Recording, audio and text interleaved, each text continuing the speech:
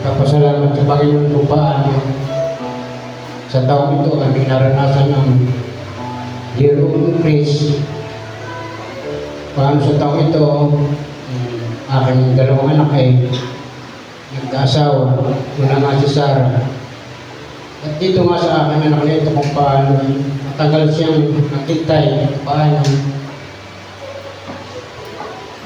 ang kanyang ninanais yung pagpasa. At kaya hindi naman kami kung paano nais niya makapasa. Ito nga sa nung panahon siya ay nag-aaral,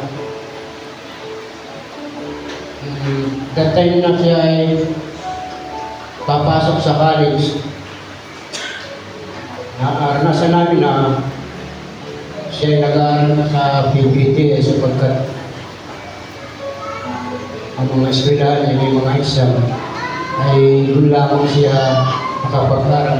At din nga halos 2 taon siya na nag-aaral doon. At doon nga na meron yata ng problema yun at sabi nga namin na siya ay lumipat sa AC. At doon nga at din siya nakapagtapos. At salamat sa Panginoon kung paano sa kanyang buhay naranasan niya. Hindi nga sa akin yung pagpasa, halos nawala na ako ng pag-asa. Nasabi ko nga sa aking asawa, asawahin natin si Esel. At siya pala.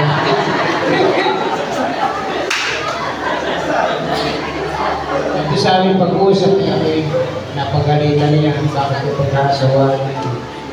At dumaan nga ang ilang araw, hindi ko alam kung tumawag siya o nag-text. Tatay, pupunta rin si Rocky. Magsasabi raw mga asawa na. At doon na nga ako'y nagalak. Sapagkat doon nga gusto ko na nga siya pagkasawain. Hindi na sa akin ang ganin sa kanila na. Doon nga, nag-set ng araw. O sige, asawa kayo. Umanga nga ako ito kay Rocky, malakas ang loob.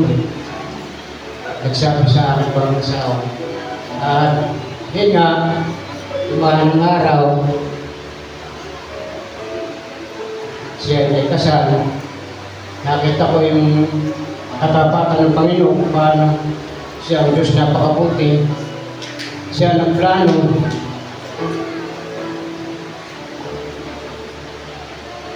Siya nagplano ng pagtatagumpay. At nung makaraos ang kanyang kasal, salamat na sa Panginoon kung paano ang kanyang kasal ay napunan. Alam natin ang Diyos ang pupuno ang pangailangan ng bawat sa atin. At makalipas nga ang ilang araw, si Daniel naman nung nag-asawa. At ako nga ay nagalak din sa na gusto ko na rin siyang pag-asawahin. Dahil umiidad na nag-iisip ako na baka mangayar sa kanyang mga tiyuhin na resident ng binata. Salamat sa Panginoon kung paano siya nagbibigay ng magiging asawa ng ating mga anak. At nagagalak ako kung paano siyang mananampalataya ng asawa. At salamat sa Panginoon kung paano sa araw ng kasal, paano matagal natin dinadalan na magandang panahon. At yun na, ang araw kasalamat na natin na umaga. At ako ay kung paano ako ay nagtiwala sa Panginoon kung paano dinalangin na talagang magandang panahon ng kanyang pagkakaloon. At nakita natin kung paano ang pagtatagumpay sa kasal na yun, paano ang Diyos nagbigay ng magandang panahon. Kaya din ako nagagala kung paano yun ang aming isang kumari na taga-Binamunan. Galak na galak siya kung paano maganda rin ang kasal. Tuwang-tuwa at nakita ko nga, binibidyo pa niya yung mga music ministry. At salamat sa Panginoon kung paano naranasan natin ang kanyang presensya. Salamat sa aking aking mga kapatid kung paano nakita ko kanilang suporta sa pinansyal. Sa bawat aking kapatiran, nakita ko yung pagkakaisa sa pinansyal, kahit sa pagtulong. Kung paano, alam natin kung paano sa inyong pag-asik, ang Diyos ang magpapatubo. At ang Diyos at kayo ang mag-aaral. Maraming salamat sa oras nito kung paano sa pagpasama ni Sarah, kung paano kung huli siya kumuha, hindi ko na pinag-iintindi, sabi ko, bahala ka ng Panginoon. At nakita ko nga ng yung nagsabi sa ako, pasali siya nagsabi sa akin, tumatakbo sila tuwa-tuwa, si Sarah daw yan nahatigyakan. Doon nga,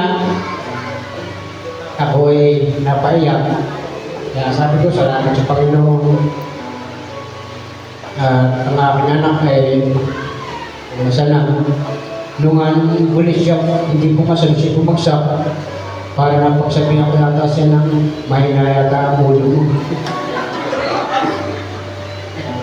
Umiyak pa nga siya, yata siya. Hindi naman mga inaano. Salamat sa Panginoon kung paano sa taon ito naranasan namin ang pagtatagumpay.